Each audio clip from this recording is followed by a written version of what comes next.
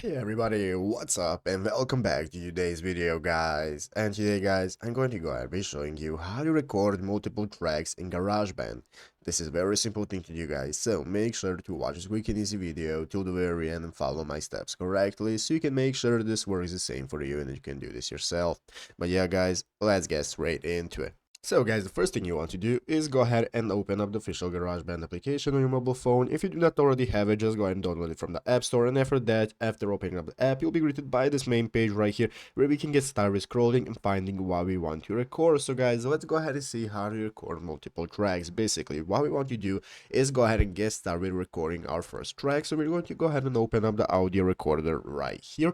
That's going to open up this new menu where we can get started recording ourselves. As you can see right here at the top of the screen, we have the big red circle that's going to enable us to record ourselves, and this is going to go ahead and enable us to get started with making our track. So now we have our first recording, and if you go right here into the upper left corner and open up edit mode, here is where you can go ahead and see all the tracks that you have and your recordings that you can get started with adding to your tracks. We have the guitar and so on. And basically, if you want to go ahead and add multiple recordings, what you want to do is click the plus button right here in the bottom left corner. Click the plus button. That's going to enable you to go ahead and add another instrument or a new recording and so on. That will enable you to put it into the mix.